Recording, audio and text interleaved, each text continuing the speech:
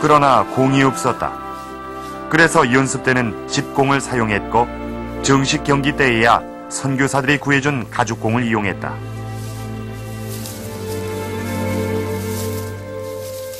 대구 기성학교와 자주 친선 경기를 펼쳤는데 두 학교의 경기는 이 지역의 명물이 됐다.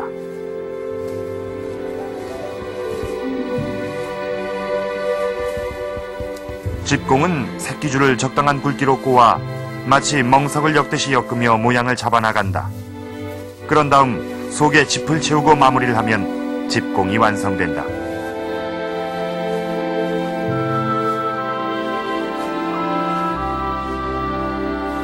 이런 집공은 60년대까지 일부 농촌에서 볼 수 있었다.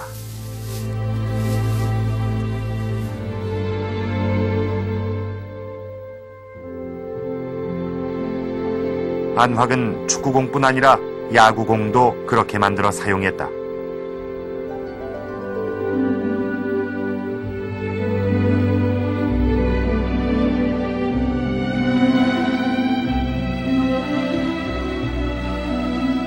창신학교의 교감까지 맡은 안확은 학교의 교가도 직접 작사, 작곡했다.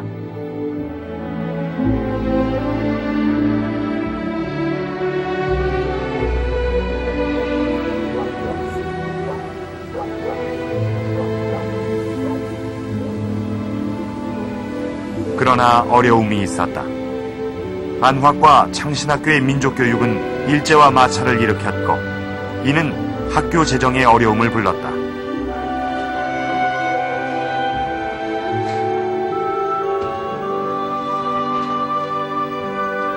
(1914년) 이를 극복하기 위해 안확은 또 하나의 결심을 한다.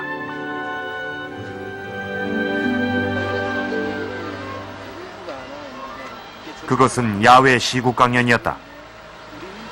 요 일대가 이제 활투인데 저기가 이제 활을 쏘는 곳이었고 이쪽이 이제 관역에 해당되는. 아, 여기가 관역이고. 예. 그래서 이제 저 아파트 정도가? 그렇죠. 저 아파트 자리에서 이제 시국 강연을 하시고 저기서 안확은 활을 쏘던 추산정이란 곳에서 대시민 시국 강연회를 열었다. 최초의 시국 강연회였다. 그는 수많은 군중 앞에서 사자후를 토했다.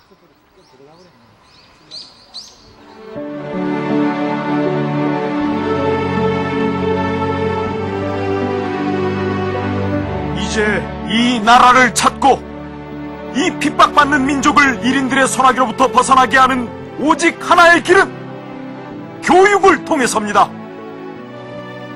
우리는 비굴했고 우리는 무지했으며 우리는 힘이 약하니 자라는 청소년에게는 지식을 주고 용기를 주며 힘을 주어서 잃었던 나라를 다시 찾도록 해야 하겠습니다.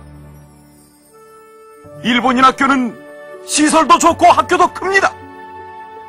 그러나 시설이 빈약하고 외형상 일본인 학교보다 좋지 않은 우리 창신학교로 자녀를 보내주십시오.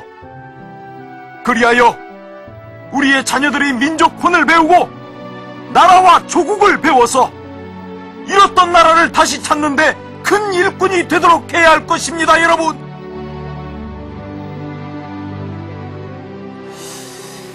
이 마산 창신학교의 교사이자 비밀 결사 조직의 지역 책임자였던 안확은 이 국학 관련 연구와 저술도 게을리하지 않습니다.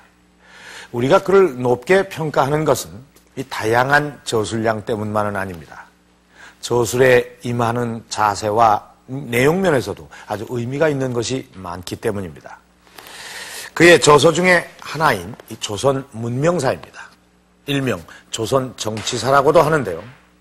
안확의 이 사상과 철학이 가장 잘 집약됐다는 평가를 받는 이 책을 위해 그는 특별한 노력을 기울였다고 합니다. 자산 선생을 직접 만나보시겠습니다.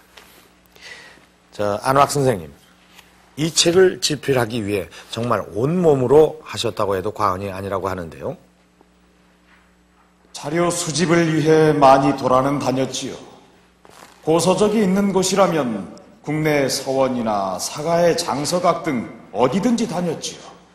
그리고 중국, 일본의 수많은 도서관을 찾아다녔습니다. 일본의 우에노 도서관, 중국 북경의 관립 장서각, 상해 천서루 등 자료가 있는 곳이면 어디든지 갔습니다.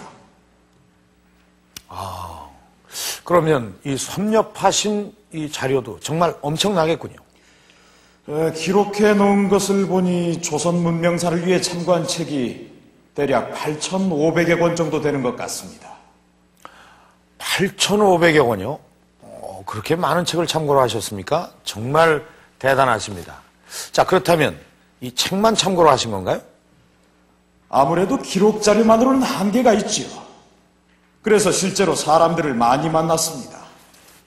조선의 행정관리들, 아전 출신의 인물들을 직접 만나 자료를 마련했습니다. 정말 대단한 노력을 기울이신 것 같습니다. 이렇게 치열한 저술 과정을 거친 차산의 이 책은 그 내용면에서도 높은 평가를 받습니다. 이 조선 문명사는 조선의 역사를 재조명하고 긍정적으로 평가해서 당시에 식민사관에 정면 대응을 했던 것입니다. 식민사관에 맞서 조선 역사를 되살린 차산 안팎, 그의 역사관을 보시겠습니다.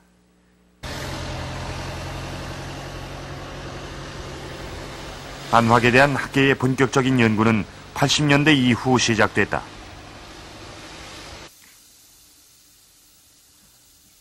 한영우 교수는 안팎을 신채호, 박은식과 함께 우리 역사학을 정립한 중요한 역사학자로 보고 있다. 즉, 고대사는 신채호, 현대사 박은식, 그리고 중근세사는 안팎이 뛰어나다고 평가한 것이다. 안팎은 많은 부분 신채호의 학설을 계승 발전시켰다. 따라서 많은 학설을 공유하고 있지만 차이점을 보이는 부분도 있다. 다만 이제 차이점이 있다면은 신채호 선생은 영토에 대한 관심이 굉장히 많았어요. 그래서 고구려, 영토가 넓었던 고구려에 대해서 굉장히 높이 평가하고 주목했는데, 안학은 이제 어떤 점에서 차이가 나느냐면은 영토 문제보다는 민권 개념을 뒀습니다. 그렇게 이제 민권 개념이 들어가다 보니까 역사 해석이 신채호 선생하고 좀 많이 달라지죠.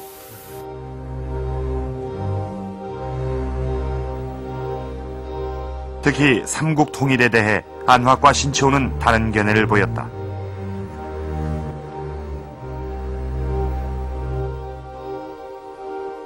신채호는 신라의 삼국 통일을 부정적인 시각으로 바라봤다.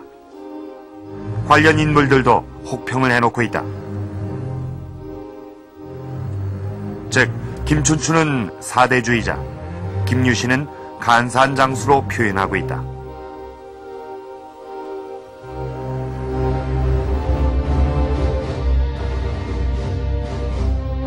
또한 신채호는 신라가 당일한 위세를 끌어들여 백제와 고구려를 멸망시키는 바람에 영토가 줄어들었다고 비판한다.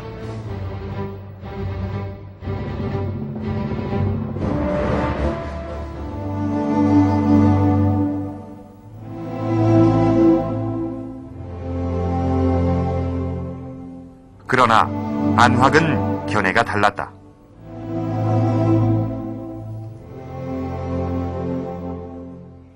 신라를 찬란한 문화를 가진 나라, 뛰어난 제도를 가진 나라로 높게 평가했다.